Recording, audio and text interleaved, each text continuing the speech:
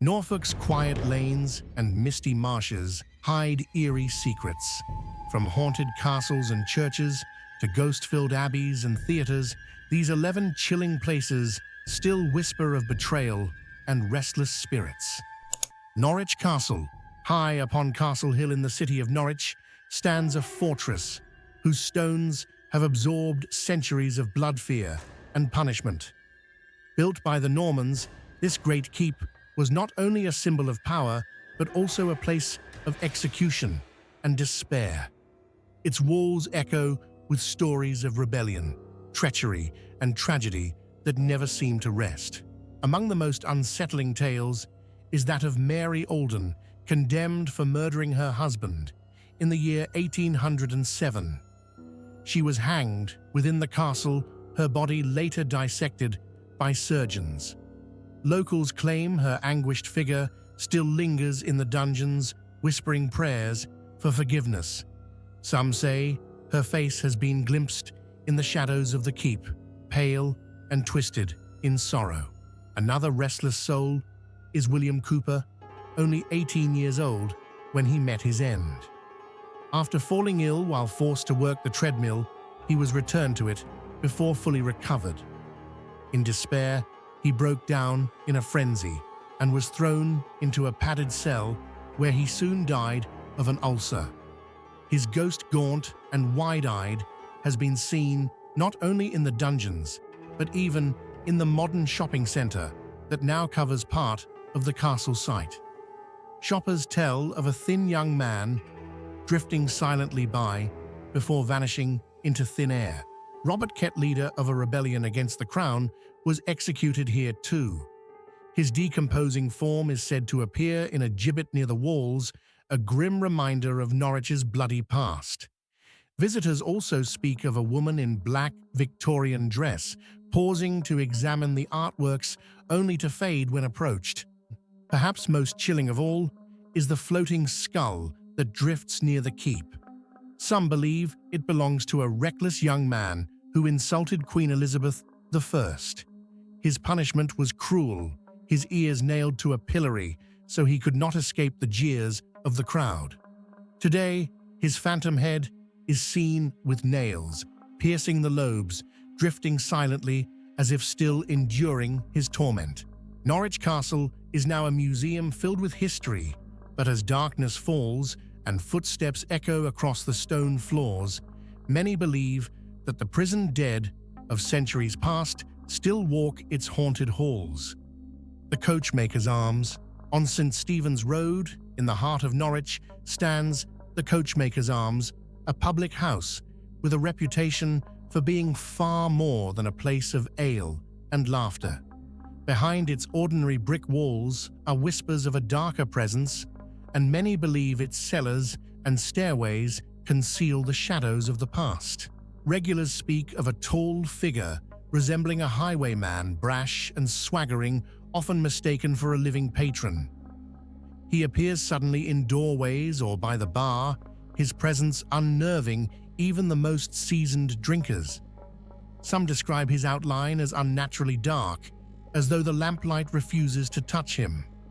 On more than one occasion, guests have followed this shadow, only to find themselves chasing empty air.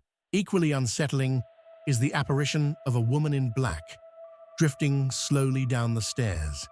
Her long crinoline skirts whisper against the wood as she descends, but her eyes are said to be hollow and unblinking. Bottles have toppled from shelves as she passes, glasses have rolled off tables, and objects have been pushed aside by invisible hands.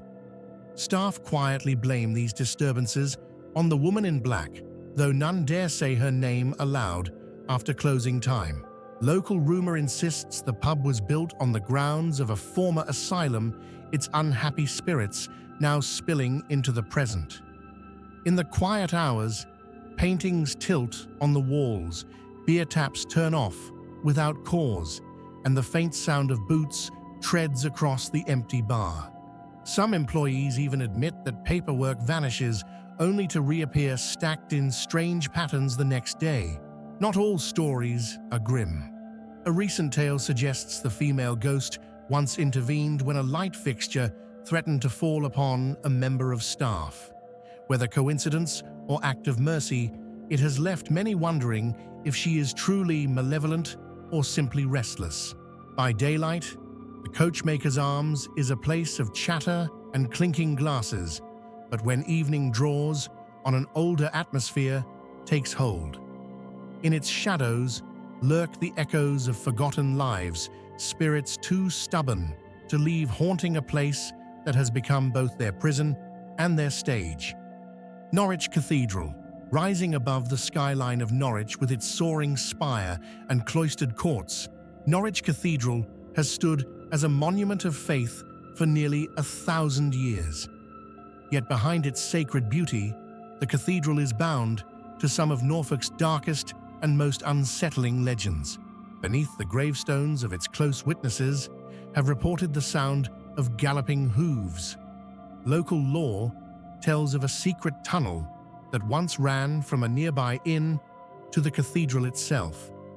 During the Civil War, a band of Roundhead soldiers were lured into that passage in search of royalist conspirators. Wires had been stretched across the darkened way, and when the soldiers charged forward, they were cut down, their heads taken clean off.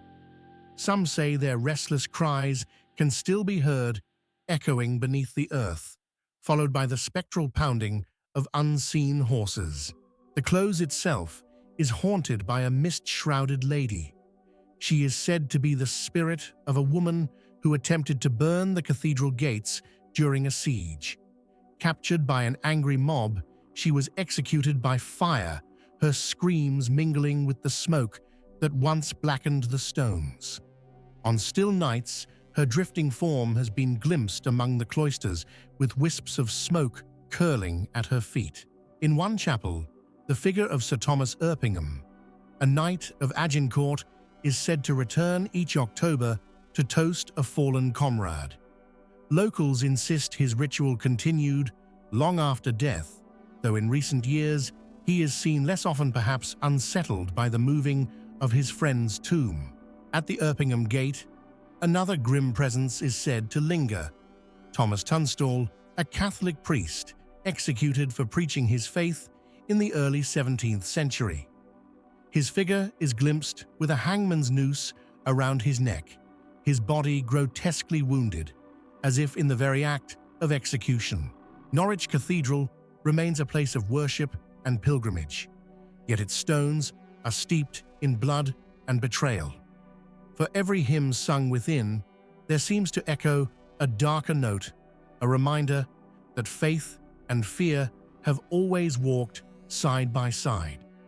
Caister Castle, on the flat coastline near Great Yarmouth, rise the remains of Caister Castle, once a proud fortress built in the 15th century by Sir John Fastolf, a soldier of fortune who fought in the 100 Years' War. Today, ivy creeps across broken walls, and the round tower gazes silently over the marshes. Yet legends say the ruins are far from empty. For centuries, locals have whispered of a phantom carriage that appears on the castle drive. Drawn by headless horses and driven by a faceless coachman, it thunders through the mist, only to vanish before reaching the gates. Witnesses describe the sound of wheels grinding on gravel, the heavy snort of horses, and then sudden silence as the vision dissolves into nothing. To see it, they say, is to feel the ground tremble beneath your feet, even though nothing earthly is there. Some believe the apparition is tied to the violent history of the castle. Caister was besieged in 1469 during the Wars of the Roses, when Lord Scales attacked to seize the estate. Blood was spilled in the courtyard, and men died defending Fastolf's legacy. The phantom carriage may be a remnant of that turmoil, forever retracing a desperate flight or doomed arrival. There are stories, too, of a lady in white who walks the ruins, her veil drifting like sea mist. Some connect her to Anne Fastolf, a relative who lived here, though no records speak of her fate. Visitors report strange gusts of wind inside the tower, sudden drops in temperature, and the eerie sensation of being watched from broken windows. Caister Castle stands today as a museum of motor cars, with visitors exploring the collection by daylight. But when dusk falls, the ruins seem to whisper a different story. Shadows deepen the old stones, radiate an unease, and those who linger too long on the drive sometimes claim to hear the distant thunder of ghostly hooves approaching fast. In Norfolk's long catalogue of hauntings, the spectre of Caister Castle remains one of the simplest yet most chilling, a carriage that never reaches its destination, doomed to fade into silence at the gates of a ruined fortress. The Heron. In the quiet Norfolk village of Stowbridge sits the Heron, a modern-looking pub with an unexpectedly haunted reputation. From the very first day it opened its doors, strange activity was reported. A loud crash echoed through the bar, traced to a shattered sherry glass, lying far from the shelf's edge. Since then, Sunday mornings have become infamous for finding broken gin and ale glasses, as though some unseen hand delights in mischief. Staff speak of a man's voice, heard suddenly in the restaurant, a single word spoken, each time, though never the same. Doors have been known to fling themselves open. Strange smells drift through the rooms, and the temperature can plummet without warning, leaving diners shivering in their seats. In the upstairs corridor, the sound of children's feet pattering down the boards has been heard, though no child is ever there. One of the most vivid stories comes from a pot washer who claimed to see a short man lurking by the corner of the kitchen sink. The figure vanished in an instant, but his description matched that of Albert Jipp, the very first landlord of the Heron in the 1950s. Albert was indeed short of stature, and ever since staff blame him whenever glasses smash or doors bang. That's just Albert, they say, scolding the air with half-serious voices. Guests have also reported unnerving experiences. In one room, the handle rattles as though someone is trying to enter, but no one stands outside. Loud banging has woken the occupants in the dead of night, followed by the sound of heavy breathing moving across the room before settling by the bed. One manageress alone in the building heard this chilling breath approach her while she lay still, too afraid to move.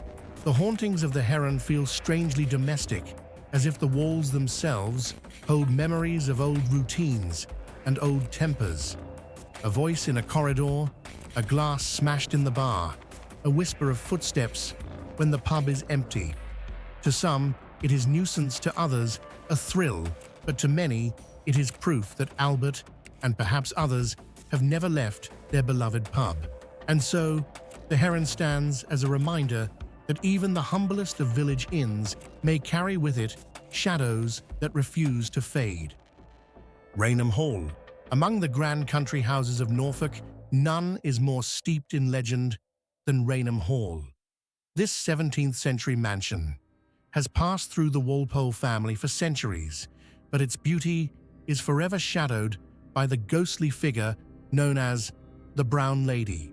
The Brown Lady is said to be Dorothy Walpole's sister of Sir Robert Walpole, England's first Prime Minister. Married unhappily to Viscount Townshend, her life ended in sadness, and her spirit, so the stories go, never departed the house. The most famous claim came in 1936, when photographers from Country Life magazine captured an image of a veiled figure drifting down the grand staircase. The photograph, still one of the most debated ghost images in the world, sealed Raynham's place as a cornerstone of haunted England.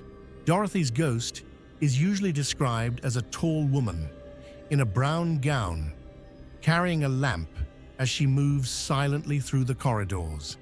Guests have spoken of her appearing at the foot of their bed, staring down with hollow, sorrowful eyes. King George IV is even said to have woken to see her spectre at the end of his bedchamber, leaving him shaken and unwilling to stay the night. But Dorothy is not alone. Other spirits seem to walk Raynham Hall. A lady in a flowing pink dress, dabbing at her eyes with a handkerchief, has been seen drifting through the picture gallery. A little girl in old-fashioned clothing has been spotted playing tricks, moving small objects, and laughing in the distance. Some speak of chairs rearranged in the royal bedroom, as if an invisible card game were underway. Whispers tell of a phantom dog pattering through the corridors and skirts brushing past when no one is near. Even the executed Duke of Monmouth, dressed in his red finery, is said to have returned to the hall in death, perhaps to relive his final days of defiance. What makes Raynham so compelling is the mixture of grandeur and dread. By day, it is all stately rooms and polished wood. By night, its legends awaken, and the brown lady descends her staircase once more. Whether photograph, folklore, or imagination, Raynham Hall remains one of Norfolk's most haunted places, a stage where sorrow and history intertwine. Swaffham Museum. In the heart of the Norfolk market town of Swaffham stands a modest museum housed in the old town hall. Unlike the grand castles and great estates elsewhere in the county, its ghost story is quiet, intimate, and strangely unsettling. The museum is said to be haunted by the presence of a woman who once lived here when the building was a private home. Though her name has never been confirmed, many whisper that it could be Mrs. Aldous, who occupied the house with her husband during the early 20th century. She was known to wander the corridors in a long dress, sleeping apart from her husband and retreating into her own world of silence. Visitors and staff alike speak of a sensation that is difficult to explain. They describe walking into a gallery and feeling suddenly watched, though the room is empty. A chill falls across the skin as if someone unseen has brushed past. Some claim to hear the faintest whisper or a sigh, the sound vanishing as soon as they turn to look. The spirit has never been seen clearly. Instead, her presence is revealed in subtler ways, a shadow at the corner of the eye, or the uncanny sense of another person breathing quietly in the same room. On occasion, the air has grown so cold that volunteers have left their posts too unsettled to continue their duties. Unlike the violent or dramatic hauntings of larger sites, the story of Swaffham Museum is one of lingering sorrow. There are no phantom coaches or headless horsemen here, only the sadness of a woman who perhaps felt forgotten, even in life. Some suggest she wanders still, unable to leave the rooms that confined her spirit to loneliness. The simplicity of the tale is what makes it compelling. In a town hall filled with artifacts and history, it is the invisible that captures attention. A ghost with no clear face, no famous name, and no dramatic death. Only a heavy atmosphere and the feeling of a presence that should not be there. And so, in the quiet corners of Swaffham Museum, the past may still walk silent but persistent, reminding visitors that sometimes the gentlest hauntings are the ones that linger longest in the mind. Cow Tower. Standing by the banks of the River Wensum in Norwich, the Cow Tower is a solitary remnant of medieval defence. Built in the 14th century, it once formed part of the city's fortifications, guarding against invasion and rebellion. Today, it rises in quiet dignity above the riverbank, but after dark, the tower has a darker reputation. The story most often told here is that of Blunderkist, a medieval soldier said to have met his end on Christmas Eve. Legends claim that on that night, he was tasked with guarding the tower when enemy forces approached. He was struck down in the chaos of battle, falling with his warning cry still on his lips. Since then, his restless spirit has returned each year to relive his final moments. Locals say that on Christmas Eve, a rider in full armor appears on horseback circling the tower with urgent speed. Witnesses describe the sound of hooves striking stone and a voice shouting into the night, "Beware, the forces are coming." The cry echoes across the riverbank, chilling those who happen to hear it. The figure vanishes as suddenly as it appears, leaving only silence and the empty shell of the tower behind. Some accounts suggest that the horse and rider are partly transparent, shimmering as if caught between this world and another. Others insist they have seen the full form of a man in battle gear, his armor glinting faintly in the moonlight before fading into shadow. Even in years when no figure is seen, passers-by speak of hearing distant hoofbeats carried on the winter wind. The haunting of Cow Tower is more than a simple ghost story. It reflects the violent past of Norwich itself. This tower once watched over a city frequently caught in conflict, from medieval skirmishes to Civil War unrest. Whether the apparition of Blunderkist is a wandering soul or the echo of ancient fears, it captures the sense that stone walls never fully release their history. As the tower stands over the river, it serves as both a monument and a reminder. To some, it is a picturesque ruin. To others, it is a place where the past still rides in circles, a warning shouted again and again across the centuries. Best Western George Hotel. In the market town of Swaffham stands the Best Western George Hotel, a building that has served travelers for centuries. Behind its brick facade and comfortable modern rooms lies a history steeped in folklore, where stories of spectral visitors have become part of the hotel's enduring reputation. The most frequently told tale here is of the Lady in Green, said to be dressed in Elizabethan attire with a long gown and veil. She has been seen drifting through corridors in the early hours of the morning. Guests often describe waking to the faint rustle of fabric, only to glimpse the figure at the foot of the bed before she fades into nothing. She appears most often to women and children as though seeking out companionship in the quiet of the night. Some believe she was once a resident of the house before it became an inn. A woman of status, perhaps, who endured a tragedy that bound her spirit to these walls. Others suggest she may be tied to the land itself, her presence far older than the hotel's history. Whatever her origin, her movements are most often linked to the guest bedrooms, the kitchen, and the narrow hallways where the air suddenly grows cold without warning. One striking account tells of a young family who stayed overnight. Their child laughed and waved into the empty air, insisting there was a green lady standing by the window. The mother, unnerved, later caught sight of a pale figure reflected in the mirror, though the room itself was empty. The staff, when asked quietly, admitted that similar reports had been heard for years. The haunting has not been limited to the Lady in Green. Shadows have been seen crossing the lounge. Faint footsteps echo along the staircases, and objects are sometimes found moved without explanation. Though none of the experiences are malevolent, the sense of being watched has unsettled many who visit. Today, the George Hotel continues to welcome guests, many of whom remain unaware of its spectral reputation. Yet for those who encounter the Lady in Green, a simple night's stay can become an unforgettable brush with the past. In this quiet corner of Norfolk, history does not always rest, and the echoes of another age still move through the rooms of the George Hotel. Castle Quarter.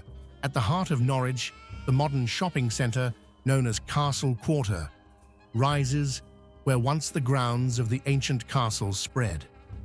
Shoppers today wander through bright corridors and glass-fronted stores, but beneath their feet lingers a history far darker than its present appearance suggests. One of the most frequently mentioned phantoms here is William Cooper, a young man whose life ended in tragedy in the early 19th century. He was confined to Norwich Castle after his health broke under the brutal punishment of the treadmill. Weakened and fevered, he died soon after, and according to legend, his restless spirit never left the ground. In recent years, security staff and late-night workers in Castle Quarter have spoken of a thin figure in period dress pacing the shadows. He is said to vanish when approached, leaving behind only an icy chill. Alongside Cooper, the rebel Robert Kett is also tied to this site. Hanged in 1649 for leading the Norfolk Rebellion against the enclosure of common land, his body was displayed as a warning. Today, his presence is sometimes felt in the darker corners of the centre, particularly in the service areas that occupy the old castle yard. Witnesses have spoken of a man in rough medieval garb, staring with hollow eyes before fading back into the gloom. Others report sudden smells of smoke and earth, as though the execution ground itself had come alive again for a fleeting moment. Not all the manifestations are visual. Cleaners have described hearing heavy footsteps on empty floors, long after closing, the sound echoing in deserted passageways. Doors have slammed of their own accord, stock has been disturbed, and on rare occasions, shoppers have claimed to glimpse a face staring from a window where no one should be. The contrast between modernity and ghostly tradition makes Castle Quarter a particularly unsettling location.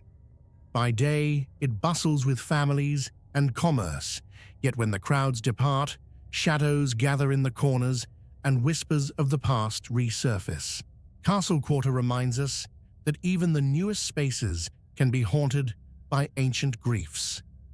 Beneath the bright lights of retail lies a lingering darkness, where the spirits of Norwich Castle still walk, weaving the old tragedies into the rhythm of modern life. St. Benet's Abbey, on the lonely marshes of the Norfolk Broads, stand the ruins of St. Benet's Abbey, once one of the richest monastic houses in East Anglia. Today, only fragments of stone archways remain softened by reeds and mist. Yet these crumbling walls still hold stories of betrayal, ambition, and ghostly return. According to legend, the abbey was tested in the aftermath of the Norman conquest. A soldier arrived at its gates bearing a white flag and requesting safe passage to speak with the abbot. He carried with him a note passed secretly to a young servant. The message promised power in exchange for treachery. If the servant opened the gates, he would be made abbot for life and the monks spared. Tempted by ambition, the servant agreed. The doors swung open and William the Conqueror's forces flooded in, taking the abbey under their control.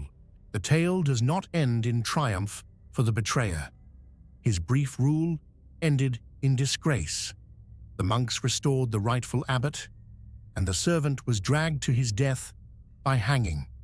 Local law insists his betrayal is replayed every year on the anniversary of the event, when his desperate cries are carried across the marshes by the night wind. Spectres are also said to roam the ruins. Pilgrims have spoken of a monk called Edwin who once fled the abbey in fear of damnation. Legend claims he was saved by a relic of Saint Benedict that he wore around his neck. To this day, his ghost is glimpsed wandering the reed beds as though still seeking forgiveness. Others have seen the figure of Saint Benedict himself, a shadowed presence, near the ruined gate, appearing just as the mist begins to rise from the river. Modern visitors describe sudden screams in the darkness, the echo of chains, or the sense of being watched from the broken tower. The abbey, isolated on its watery isle, creates an atmosphere where silence itself feels heavy, broken only by the occasional cry of a marsh bird or the rush of the tide. St. Benet's Abbey stands as a warning and a reminder that betrayal leaves deep scars, and that even across centuries, the past may still return to demand its due. From ghostly monarchs to spectral monks, Norfolk's haunted past lingers in every ruin and hall. Which haunted county should we explore next? Share your thoughts and join us for more chilling journeys.